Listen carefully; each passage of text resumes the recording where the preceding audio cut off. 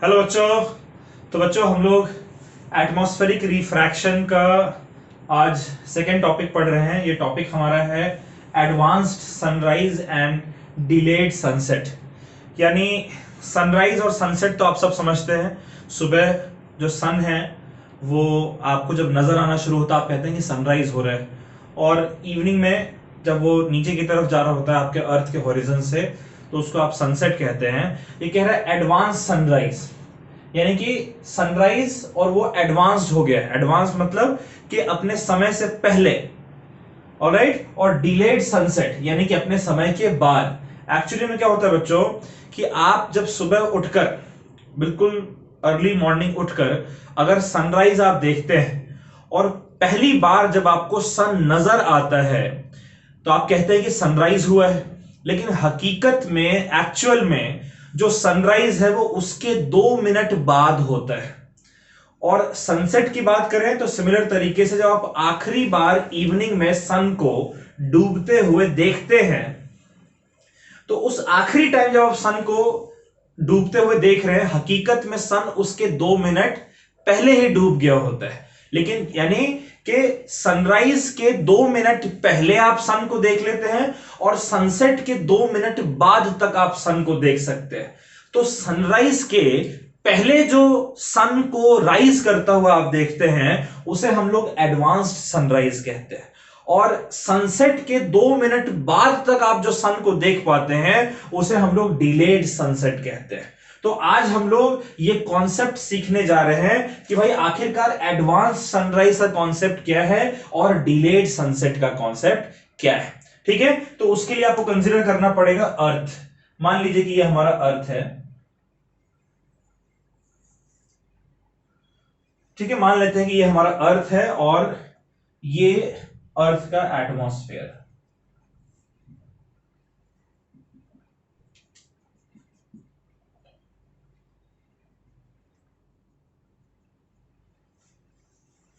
ठीक है बच्चों, और मान लीजिए कि यहां पर कहीं सन प्रेजेंट है। ये जो अर्थ है, आप इस अर्थ पे मान लीजिए इस पोजीशन पर प्रेजेंट है। तो जहां पर आप प्रेजेंट होते हैं, अर्थ तो इतना छोटा है नहीं, बहुत बड़ा स्फीयर है।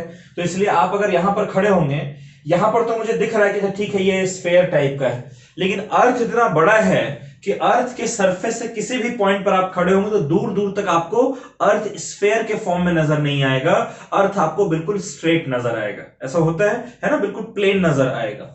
तो देखिए, जिस पॉइंट पर आप खड़े होते हैं उस पॉइंट पर जो अर्थ का स्फीयर मैंने बनाया है, उस पॉइंट पर अगर आप एक टैंजेंट ड्रॉ कर देते हैं, क्या ड्रॉ कर देते हैं बच्चों? एक टैंजेंट अगर आप ड्रॉ कर देते हैं तो ये जो टैंजेंट है, इस टैंजेंट को हम लोग हॉरिजन कहते हैं। क्या कहते हैं इस टैंजेंट को? हॉरिजन। हॉरिजन, ठीक है। हॉरिजन का मतलब हो गया हॉरिजॉन्टल विजन, यानी कि आप हॉरिजॉन्टल डायरेक्शन में कहां तक किसी ऑब्जेक्ट को देख सकते हैं, वो आपके लिए वो आपका हॉरिजन होता है। तो एक्चुअली में आप अर्थ पे जिस पॉइंट पर खड़े हैं वहां पर आप एक टैंजेंट ड्रॉ कर लीजिए। आप इस टैंजेंट के नीचे का जो हिस्सा है उसे नहीं देख सकते हैं। सिर्फ ये ऊपर, टैंजेंट से ऊपर का जो हिस्सा है, सिर्फ यही हिस्सा आपके विजन में आता है, आप इतना ही देख सकते हैं। इसके नीचे का पोर्शन जो है वो आप नहीं देख सकते हैं। इसका मतलब ये हुआ, अगर इस टेंजेंट यानी इस हॉरिजॉन्टल लाइन के नीचे आप नहीं देख सकते हैं, दैट मींस कि अर्ली मॉर्निंग में जब तक सन इस टेंजेंट के थोड़ा सा ऊपर ना पहुंच जाए तब तक आप सन को नहीं देख सकते हैं। तो एक्चुअली में क्या होता है कि जब सन हॉरिजन पर पहुंचने में, अभी फिलहाल सन को मान लीजिए कि 2 मिनट का वक्त अभी है, ठीक है। मान लेते हैं सन को अभी हॉरिजन पर पहुंचने में अभी 2 मिनट का वक्त है, ठीक है बच्चों। ये आपका हॉरिजन, और यहां से सन से जो लाइट है वो तो खैर सन तो एवर प्रेजेंट है तो इसलिए हर वक्त उससे लाइट निकल रही है। ये जो सन से जो लाइट है बच्चों, वो लाइट जो आपकी निकल रही है, होता क्या है कि अभी सन को 2 मिनट का समय है हॉरिजन पर आने में, लेकिन उस वक्त सन से जो लाइट आपकी आती है वो लाइट कायदे के अनुसार उसे इस तरीके से आपके सर से ऊपर से पास कर जाना चाहिए। और अगर ये लाइट कायदे के अनुसार, इस लाइट को जब आपके सर के ऊपर पास कर जाना चाहिए, दैट मींस कि आप तक ये लाइट पहुंचेगी ही नहीं जब सन यहां प्रेजेंट होगा। एज ए रिजल्ट आप सन को नहीं देख सकते हैं। लेकिन होता क्या है कि इस पॉइंट पर देखिए, इस पॉइंट पर अगर आप टेंजेंट ड्रॉ करें तो यहां पर सन जो है, सन से जो लाइट है वो इस स्ट्रेट लाइन में ट्रैवल करने की जगह एटमॉस्फेरिक रिफ्रैक्शन की वजह से, वैक्यूम से आपके एटमॉस्फेयर में जब लाइट एंटर कर रही है तब उसका एटमॉस्फेरिक रिफ्रैक्शन हो रहा है, और उस एटमॉस्फेरिक रिफ्रैक्शन की वजह से जो लाइट है वो आपकी इस तरीके से बेंड हो जाती है।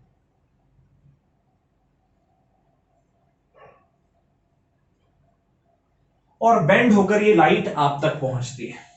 ऑलराइट, तो आप तो हमने डिस्कस किया था पिछले लेक्चर में कि भाई आप तो सिर्फ एक स्ट्रेट लाइन में ही देख सकते हैं, इसलिए ये लाइट चूंकि इस डायरेक्शन से आ रही है तो आपको ऐसा लगता है एज इफ के जो सन है वो कहीं यहां पर प्रेजेंट है, राइट, और आपको दिखता है कि ठीक है सनराइज हो गया है। आप समझ रहे हैं इस बात को? आप एक बार फिर से इस कॉन्सेप्ट को समझिए। ये हमारा अर्थ है, ये हमारा एटमॉस्फेयर है, और जिस पॉइंट पर आप खड़े हैं उस पॉइंट पर मैंने एक टेंजेंट ड्रॉ कर रखा है जिसे हम लोग हॉरिजन कहते हैं, यानी हॉरिजॉन्टल विजन। यानी कि ये वो हॉरिजॉन्टल लाइन है जहां तक आपका विजन जो है वो रेस्ट्रिक्टेड है। इसी के ऊपर के रीजन में आप कुछ देख सकते हैं, नीचे का रीजन जो है उसको आप नहीं देख सकते। अर्ली मॉर्निंग सन जब आपके इस हॉरिजॉन्टल यानी हॉरिजन के थोड़ा सा नीचे प्रेजेंट होता है, अभी 2 मिनट का टाइम बाकी है सन को ऊपर आने में, हॉरिजॉन्टल से हॉरिजन से ऊपर आने में भी 2 मिनट का टाइम बाकी है। और इस वक्त यहां से जो लाइट निकल रही है वो लाइट एक्चुअल में इसको आपके सर के ऊपर से पास कर जाना चाहिए, आपके आई में उस लाइट को एंटर नहीं करना चाहिए, यानी कायदे के अनुसार सन आपको नजर नहीं आना चाहिए। लेकिन चूंकि सन से लाइट वैक्यूम से आपके एटमॉस्फेयर यानी रेयरर से डेंसर मीडियम में एंटर कर रही है, इसलिए एटमॉस्फेयर में एंटर करते ही उसका एटमॉस्फेरिक रिफ्रैक्शन होता है, जिस वजह से लाइट जो वो बेंड हो जाती है, और नॉर्मल की तरफ बेंड होकर जो लाइट आपके सर के ऊपर से पार कर जानी चाहिए थी वो लाइट बेंड होकर आप तक पहुंच जाती है। आप चूंकि एक स्ट्रेट लाइन में देख सकते हैं, और ये लाइट स्ट्रेट लाइन में आपको ऐसा लगता है एज इफ कि लाइट कहीं यहां से आ रही है, सन यहां नहीं बल्कि यहां प्रेजेंट है। आपको ये सन यहां प्रेजेंट नजर आता है, आपको दिखता है कि ठीक है भैया सन जो है वो हॉरिजन के ऊपर आ गया है, सनराइज हो चुका है। क्लियर है?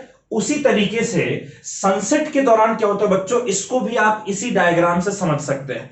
देखिए सनसेट के दौरान क्या होता है कि सन जो है वो आपका ऊपर से आ रहा है, नीचे आते आते आते आपके हॉरिजन से नीचे पहुंच जाता है। ऑलराइट, देखिए इस एक बात का ध्यान रखिएगा, सन मूव नहीं करता है, एक्चुअली में जो अर्थ है वो आपका मूव कर रहा है। ठीक है, तो सन जो है जब आपके हॉरिजन के नीचे आ जाता है तो, लेकिन हॉरिजन के नीचे आने के 2 मिनट बाद तक आपको सन नजर आता है। क्यों? क्योंकि सन से जो लाइट है, फिर से वही कॉन्सेप्ट है, हॉरिजन से नीचे आने के बाद सन की जो लाइट है जिसे कायदे के अनुसार आपके सर के ऊपर से पास कर जाना चाहिए, एटमॉस्फेरिक रिफ्रैक्शन की वजह से जब ये लाइट वैक्यूम से आपके एटमॉस्फेयर में एंटर करती है तो ये बेंड हो जाती है, ये बेंड हो जाती है टुवर्ड्स द नॉर्मल, और फिर आपके आई तक पहुंचती है। आपको अभी भी लगता है कि सन यार हॉरिजन के नीचे नहीं गया, सन एक्चुअली में हॉरिजन के ऊपर ही प्रेजेंट है, अभी सनसेट होने में थोड़ा वक्त बाकी है। तो 2 मिनट बाद तक, यानी सन यहां पहुंचा, फिर यहां पहुंचा, फिर यहां पहुंचा, 2 मिनट बाद तक सन का जो पोजीशन होता है उसे कॉरेस्पॉन्डिंग आप सन को देख पाते हैं। यानी एक्चुअल जो सनसेट है वो होने के 2 मिनट बाद तक आपको सन हॉरिजन के ऊपर नजर आता है, सनसेट होता हुआ नजर आता है। यानी मॉर्निंग में आप सन को एक्चुअल सनराइज के 2 मिनट पहले देख सकते हैं, और एक्चुअल सनसेट के इवनिंग में 2 मिनट बाद तक देख सकते हैं। तो इसलिए हम कहते हैं कि हकीकत में दिन जितना बड़ा होना चाहिए, जितना समय, जितना टाइम डे का होना चाहिए, उससे 4 मिनट ज्यादा समय जो है वो डे का होता है, and all thanks to this atmospheric refraction. Clear है बात? तो इसको मैं थोड़ा सा वर्ड्स में लिख दे रहा हूं, उसको भी आप नोट कर लीजिएगा। तो मैं लिख रहा हूं कि during sunrise and sunset,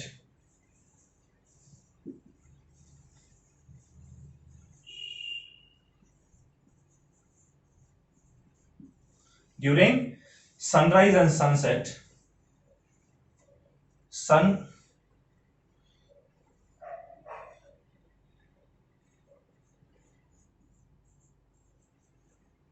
appears, या इसको ऐसे लिखते हैं,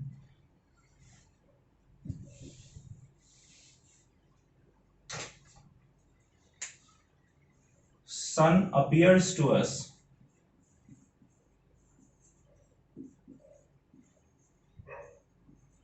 two minutes before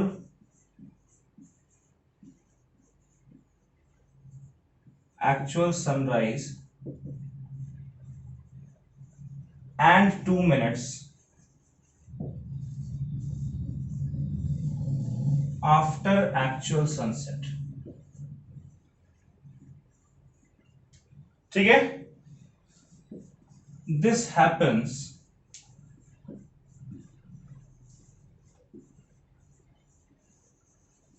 because in both cases, दोनों केस की मैं एक ही बात इकट्ठे बता दे रहा हूं, this happens because in both cases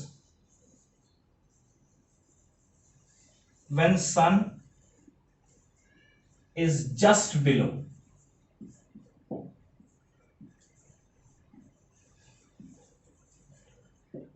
horizon,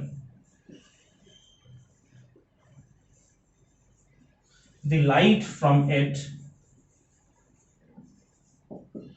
after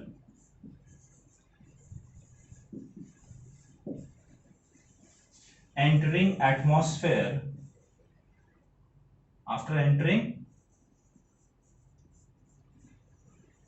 atmosphere undergoes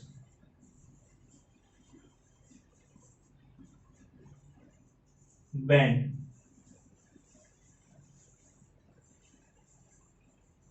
towards normal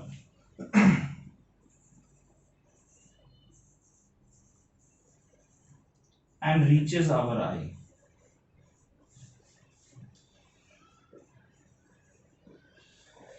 This helps us to see sun above horizon. Clear है? तो सन हमें सनराइज के 2 मिनट पहले और सनसेट के 2 मिनट बाद तक नजर आता है। ऐसा इसलिए होता है क्योंकि दोनों केसेस में सन जब हॉरिजन के ठीक बिलो होता है उस वक्त सन से जो लाइट है वो हमारे एटमॉस्फेयर में एंटर करने पे नॉर्मल के टुवर्ड्स बेंड हो जाती है और बेंड होकर हमारे आई तक पहुंच जाती है। इस वक्त जब सन हॉरिजन के नीचे प्रेजेंट है उस वक्त हमें ऐसा लगता है, लाइट जिस डायरेक्शन से आती है उस डायरेक्शन से हमें ऐसा लगता है एज इफ कि सन हॉरिजन के ऊपर प्रेजेंट है, और जो भी चीज हॉरिजन के ऊपर प्रेजेंट है उसे तो हम देख ही सकते हैं, इसलिए सन हमें ऐसा लगता है कि सनराइज हो गया या सनसेट अभी हुआ नहीं, होने वाला है। क्लियर है? चलिए इसको आप लोग नोट कर लीजिए बच्चों।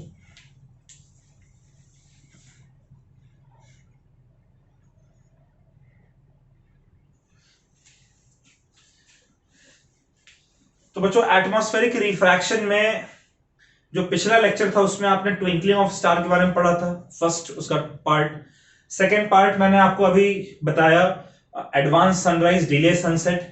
थर्ड पार्ट एटमॉस्फेरिक रिफ्रैक्शन का है actual position of sun during afternoon, यानी कि जब हम आफ्टरनून बिल्कुल बीच दोपहर में जब हम सन को देखते हैं, हालांकि आप देखिएगा मत, सन को डायरेक्ट आई से नहीं देखना चाहिए, लेकिन बिल्कुल आफ्टरनून में सन जो है वो अपने एक्चुअल पोजीशन पे प्रेजेंट होता है।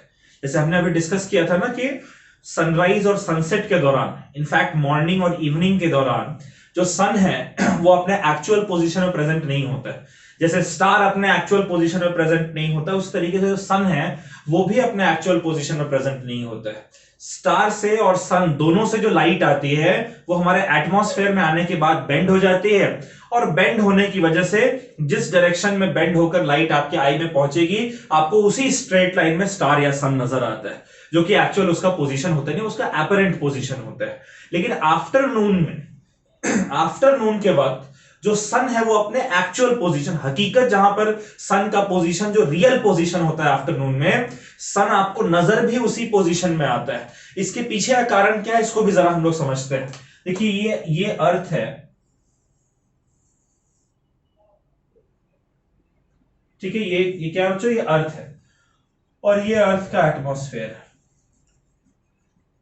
ध्यान समझिएगा इसको।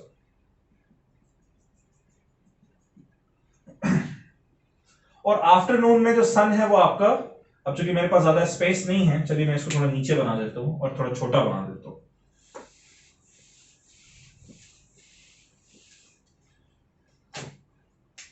देखिए ये आपका अर्थ है और ये अर्थ का एटमॉस्फेयर, ठीक है। और आफ्टरनून में आप जानते हैं, जैसे अगर आप यहां पर प्रेजेंट हैं तो आफ्टरनून में आप जानते हैं कि सन जो है बिल्कुल ओवरहेड आपके प्रेजेंट होता है, तो सन आपका ओवरहेड यहां पर प्रेजेंट है, ठीक है।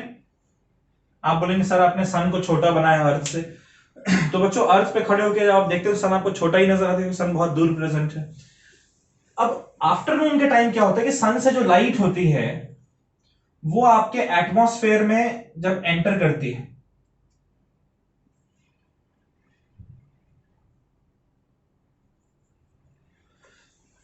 सन से जो लाइट है वो जब आपके एटमॉस्फेयर में एंटर करती है उस वक्त जो सन है वो बिल्कुल आपके ओवरहेड प्रेजेंट है, इसलिए वहां से जो लाइट आपकी आ रही है, जिस डायरेक्शन में लाइट आ रही है जो नॉर्मल होता है एटमॉस्फेयर पर, नॉर्मल अगर आप ड्रॉ करेंगे वो भी उसी डायरेक्शन में होगा। ये लाइट आपकी आ रही है और इसी के ऊपर नॉर्मल भी इसी के ऊपर प्रेजेंट है।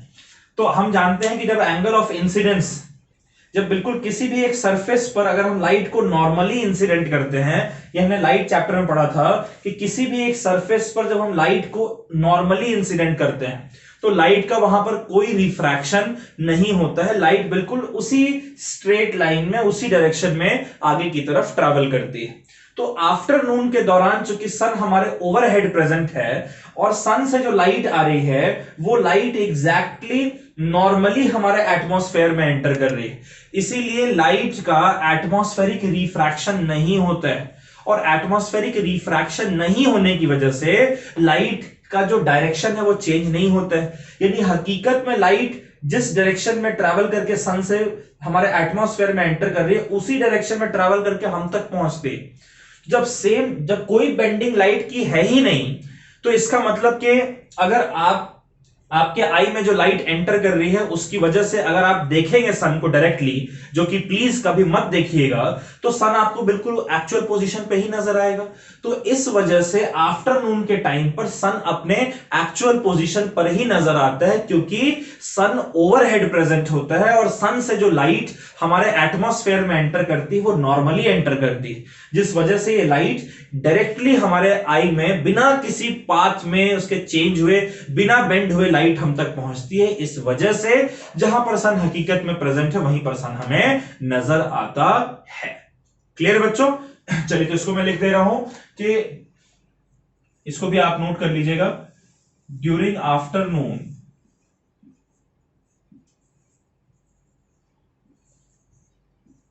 सन is present overhead.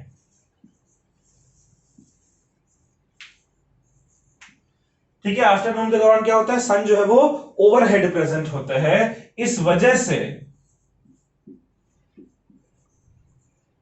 Light from सन से जो लाइट है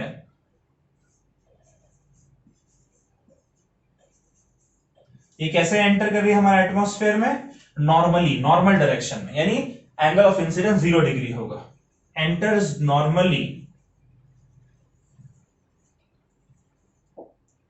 इन our atmosphere.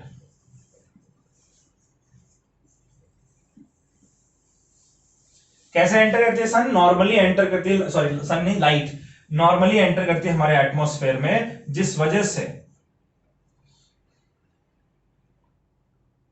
Due to which there is no bending of light. क्या बच्चों? Due to which there is no bending of light.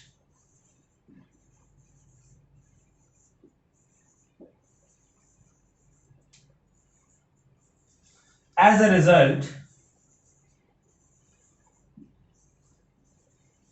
sun appears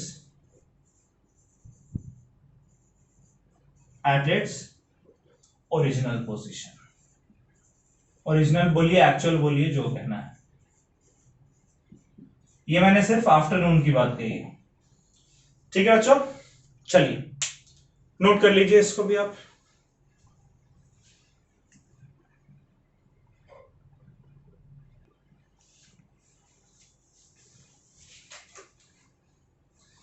चलिए बच्चों, उम्मीद करते हैं आपने वीडियो पॉज करके नोट कर लिया है। तो